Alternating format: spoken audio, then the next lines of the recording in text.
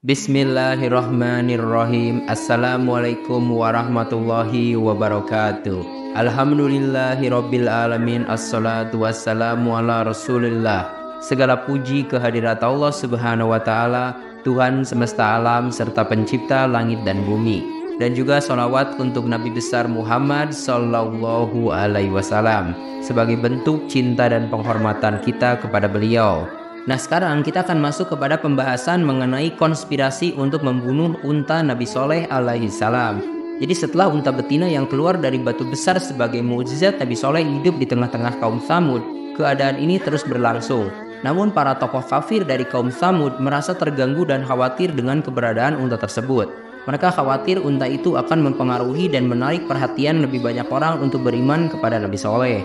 Akhirnya mereka berkumpul dan bersepakat untuk menyembelih unta betina tersebut agar mereka bisa kembali tenang dan menguasai sumur tanpa gangguan. Allah Subhanahu wa taala berfirman mengenai perbuatan mereka.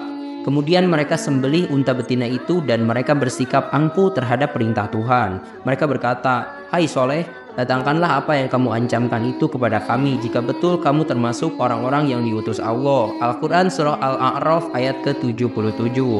Orang yang ditugaskan untuk membunuh unta betina itu adalah salah seorang pemimpin mereka, yaitu Qidar bin Salif bin Junda.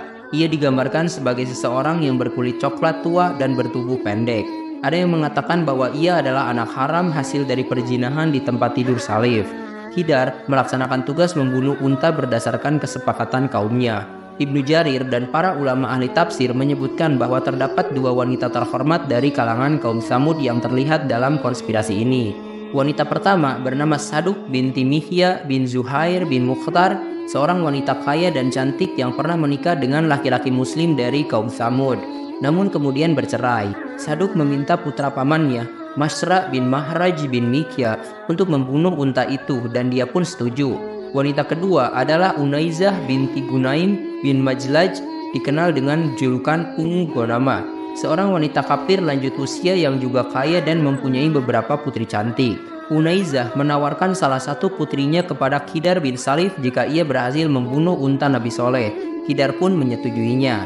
Kedua pemuda tersebut pun, yaitu Masra dan Qidar, menyusun rencana untuk membunuh unta Nabi Soleh alaihissalam. Mereka mendapat bantuan dari 7 laki-laki lainnya, sehingga jumlah mereka yang hendak membunuh unta menjadi 9 orang. Allah Subhanahu wa taala berfirman tentang mereka, "Dan di kota kaum Tsamud itu ada 9 orang laki-laki yang membuat kerusakan di muka bumi dan mereka tidak berbuat kebaikan." Al-Quran Surah An-Naml ayat ke-48. Kesembilan laki-laki itu meminta dukungan dari kabilah-kabilah lainnya dan kemudian mulai mengintai unta betina Nabi Soleh. Ketika unta itu melewati tempat yang diawasi oleh Masra, dia langsung melemparkan anak panah ke arah unta itu hingga mengenai tulang betisnya. Selanjutnya mereka memberi semangat kepada Qidar bin Salif untuk membunuh unta tersebut. Qidar segera menghunjamkan pedangnya ke arah unta hingga urat kaki unta itu putus dan jatuh tersungkur ke tanah. Qidar kemudian menyembelih unta betina itu. Sementara anak unta yang berada di dekatnya melarikan diri ke puncak gunung, melenggu sebanyak 3 kali. Abdul Razak meriwayatkan bahwa Hasan al-Basri juga pernah berkata, anak unta itu berkata, "Ya Tuhanku, di manakah ibuku?" Setelah itu ia masuk ke dalam batu dan menghilang. Namun ada juga yang mengatakan bahwa mereka mengejar dan membunuh anak unta tersebut. Allah Subhanahu wa taala berfirman mengenai tindakan mereka. Maka mereka memanggil kawannya, lalu kawannya menangkap unta itu dan membunuhnya. Alangkah dahsyatnya ajabku dan ancaman-ancamanku. Al-Quran Surah Al-Qamar ayat ke-29 sampai ke-30. Allah Subhanahu wa taala juga berfirman lagi, ketika bangkit orang yang paling celaka di antara mereka, lalu Rasul Allah atau Nabi Soleh berkata kepada mereka, "Biarkanlah unta betina Allah itu dan minumannya." Lalu mereka mendustakannya dan menyembelih unta itu, maka Tuhan mereka membinasakan mereka disebabkan dosa mereka. Lalu Allah menyamaratakan mereka dengan tanah, dan Allah tidak takut terhadap akibat tindakannya itu. Al-Quran Surah Asy-Syam ayat ke-12 sampai ke-15.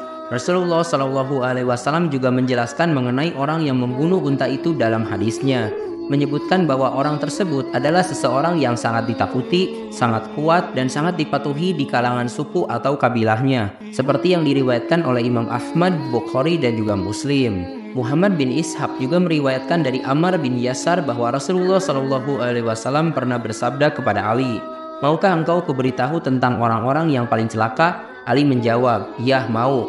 Rasulullah bersabda, "Ada dua orang, salah seorang di antara mereka adalah orang yang menyembelih unta betina dari kaum Tsamud dan orang yang akan memukulmu. Wahai Ali, di sini yaitu ubun-ubunnya hingga basah oleh darah, yaitu janggutnya." Hadis riwayat Ibnu Hatim. Sekarang kita akan masuk ke pembahasan beberapa alasan diturunkannya azab kepada kaum Tsamud. Yang pertama, itu menentang Allah dan Rasul-Nya. Kaum Tsamud menentang Allah dan Rasul-Nya dengan melanggar larangan menyembelih unta betina yang telah dijanjikan sebagai salah satu tanda mukjizat Allah. Unta tersebut merupakan bukti nyata kenabian dan kebenaran ajaran Nabi Soleh yang ditujukan oleh Allah kepada kaum Tsamud sebagai ujian keimanan mereka.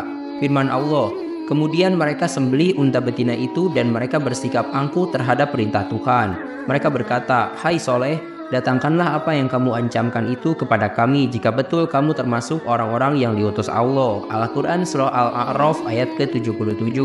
Untuk alasan yang kedua, meminta azab segera didatangkan. Kaum Tsamud meminta kepada Nabi Soleh untuk segera mendatangkan azab kepada mereka. Tindakan ini menunjukkan keangkuhan dan kesombongan mereka terhadap peringatan yang diberikan oleh Nabi Soleh. Mereka bahkan menantang Nabi Soleh untuk mendatangkan azab sebagai bukti kebenarannya.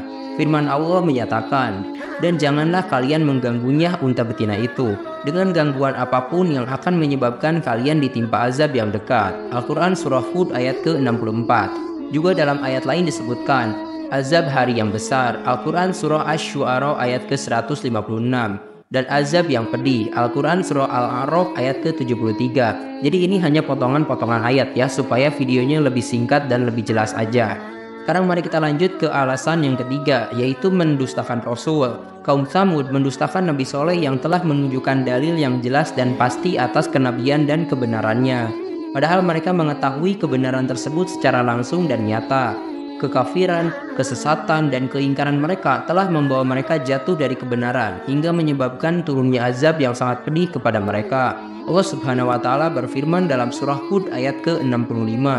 Mereka membunuh unta itu, maka Soleh pun berkata, "Bersukarialah kalian semua di rumah kalian selama 3 hari. Itu adalah janji yang tidak dapat didustakan." Nah, sekarang kita akan coba bahas mengenai proses terjadinya azab. Jadi setelah mereka menyembelih unta tersebut, Nabi Soleh alaihissalam itu memberi peringatan kepada mereka bahwa mereka akan bersenang-senang di rumah selama 3 hari sebelum azab datang. Namun mereka tetap tidak percaya dan merencanakan pembunuhan terhadap Nabi Soleh alaihissalam. Mereka bersumpah untuk menyerang Nabi Soleh dan keluarganya pada malam hari.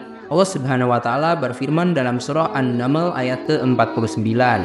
Mereka berkata, "Bersumpahlah kalian semua dengan nama Allah bahwa kita sungguh-sungguh akan menyerang Nabi Soleh dengan tiba-tiba, berikut keluarganya pada malam hari. Kemudian kita katakan kepada warisnya atau kaum keluarganya, kita tidak menyaksikan kematian keluarganya itu dan sesungguhnya kita adalah orang-orang yang benar." Nah, di sini kita akan langsung lompat ke pembahasan mengenai kisah pembinasaan kaum Tsamud. Jadi yang pertama mengenai perencanaan dan hukuman. Kaum Tsamud itu setelah menyembelih unta Nabi Soleh berencana untuk membunuh Nabi Soleh dan keluarganya. Namun Allah Subhanahu wa Ta'ala merencanakan sesuatu yang berbeda. Allah Subhanahu wa Ta'ala berfirman dalam surah An-Naml ayat 50 sampai ke 53. Ini lanjutan dari ayat tersebut ya. Dan mereka pun merencanakan makar dengan sungguh-sungguh dan kami merencanakan makar pula. Sedangkan mereka tidak menyadari, maka perhatikanlah akibat dari makar mereka, bahwa kami membinasakan mereka dan kaum mereka semuanya. Itulah rumah-rumah mereka yang runtuh disebabkan kezaliman mereka. Sesungguhnya, pada yang demikian itu terdapat pelajaran bagi kaum yang mengetahui, dan telah kami selamatkan orang-orang yang beriman dan mereka itu selalu bertakwa. Nah, untuk tanda-tanda azabnya, keesokan hari setelah menyembelih unta, tanda-tanda azab mulai muncul. Pada hari pertama, wajah kaum Tsamud berubah menjadi kuning, sesuai dengan perintah Nabi Soleh. Hari berikutnya, wajah mereka berubah menjadi merah. Dan pada hari yang ketiga, wajah mereka menjadi hitam. Setiap sore, mereka semakin khawatir dan menyadari bahwa janji Nabi Soleh mengenai azab mereka akan datang. Dan pada hari keempat, yaitu hari Ahad, ketika mereka menunggu dengan ketakutan, Allah Subhanahu wa Ta'ala menurunkan azabnya. Firman Allah dalam surah Al-A'raf ayat ke-78. Maka jadilah mereka mayat-mayat yang bergelimpangan di tempat-tempat tinggal mereka. Sebuah suara guntur yang menggelegar dari langit dan gempa bumi yang dahsyat dari dalam bumi menghancurkan mereka. Seluruh kaum Tsamud binasa kecuali seorang budak perempuan bernama Qalbah binti As-Salki. Nah, Qalbah binti As-Salki yang juga dikenal sebagai Ad-Dariyah itu merupakan satu-satunya yang selamat dari azab tersebut. ia segera pergi ke suatu perkampungan di Arab untuk menceritakan peristiwa yang menimpa kaumnya. Setelah meminum air, ia pun mati, menyusul kaumnya yang telah binasa. Ini berdasarkan firman Allah di surah Hud ayat ke-68. Seolah-olah mereka belum pernah berdiam di tempat itu. Sesungguhnya kaum Samud mengingkari Tuhan mereka. Ingatlah kebinasaan bagi kaum Samud. Nah, sekarang pelajaran apa sih yang bisa kita ambil dari kisah kaum Samud ini? Jadi kisah kaum Samud memberikan pelajaran penting mengenai konsekuensi dari kedurhakaan dan penentangan terhadap perintah Allah. Mereka menolak mukjizat yang diberikan kepada mereka dan bahkan menantang Nabi Soleh dengan angkuhnya. Hal ini membawa mereka pada kehancuran total, menunjukkan bahwa azab Allah adalah nyata dan pasti bagi mereka yang menyombongkan diri dan mengingkari kebenaran. Kisah ini mengingatkan kita untuk selalu taat kepada perintah Allah dan mengikuti jalan kebenaran yang diajarkan oleh para nabi dan rasulnya. Terima kasih telah menyimak. Silahkan kirim dukungan kalian dengan klik tombol like, subscribe channel ini, dan bagikan juga ke teman-teman kalian. Semoga dengan membagikan itu kalian bisa mendapatkan pahala jariah dari video ini.